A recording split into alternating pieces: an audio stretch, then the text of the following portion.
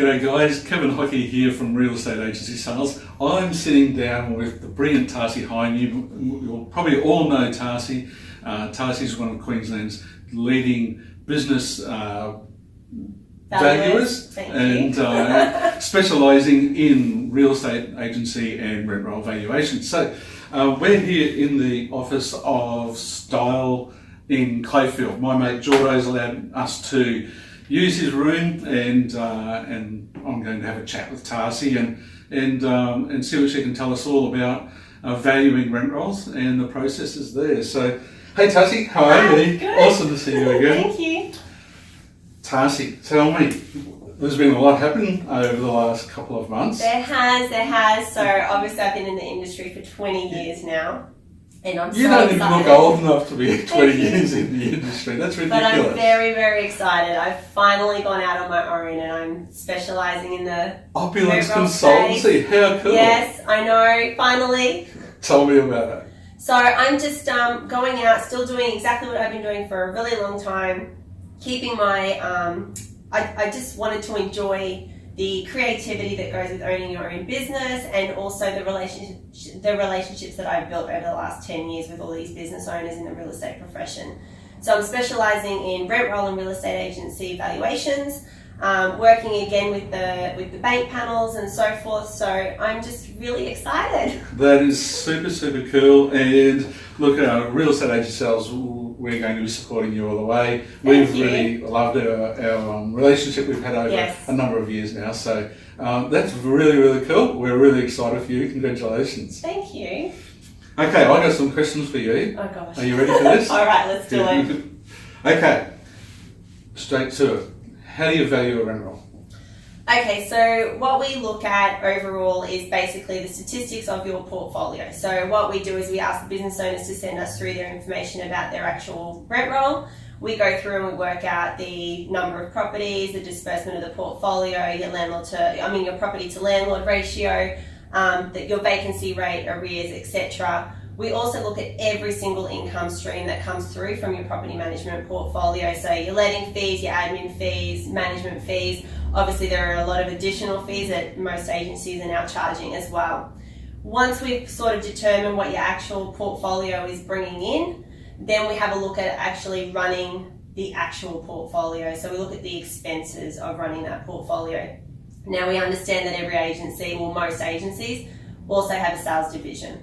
So we take that into consideration and then apportion expenses accordingly. Obviously, we'll sit down with the business owner and run through how they actually operate that portfolio so that we get a really good understanding of what's going on.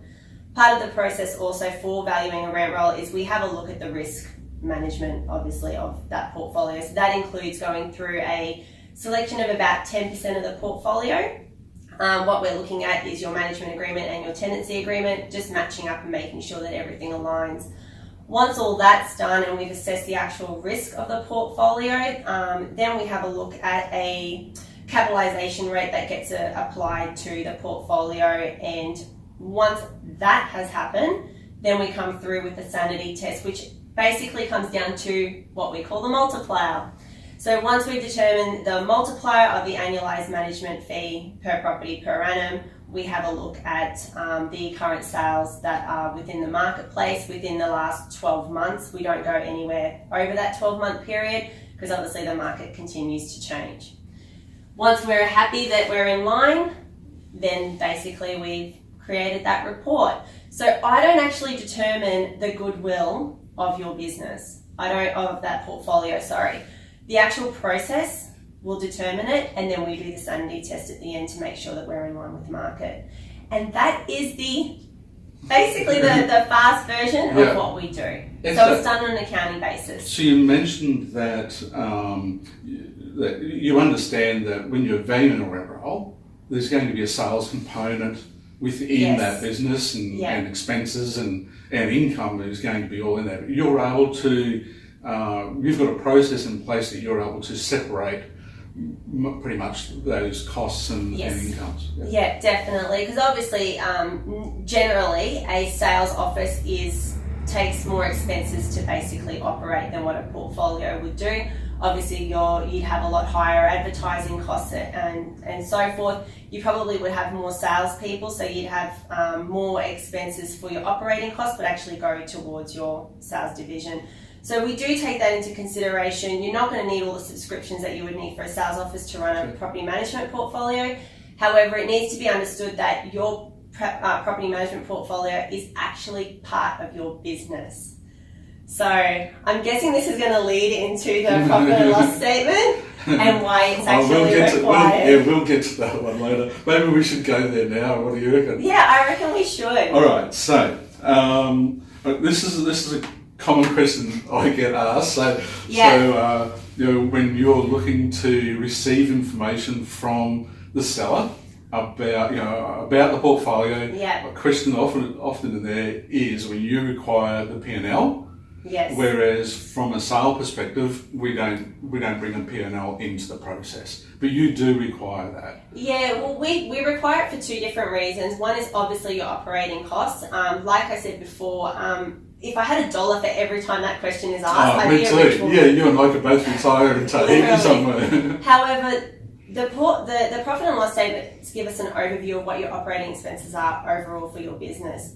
Your property management department makes up part of that business. So regardless of anything, it's not strictly just your property management actual physical file that is going to be looked at. It's actually running that portfolio. So you've got staffing costs, you've got operating costs as in like your overheads. You've also got advertising costs, the subscription costs. So we're looking at that and then apportioning that correctly to your property management division. So that's on the expenses side we're having a look at. And we will ask the questions, of what's been going on within your profit and loss statement so that we get a really good idea of what actually needs to be apportioned to property management.